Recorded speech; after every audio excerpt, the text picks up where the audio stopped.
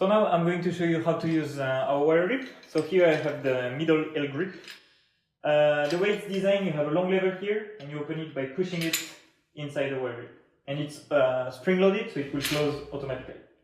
So you open it like this, and then you have a safety cover here. So you close it and open it like that.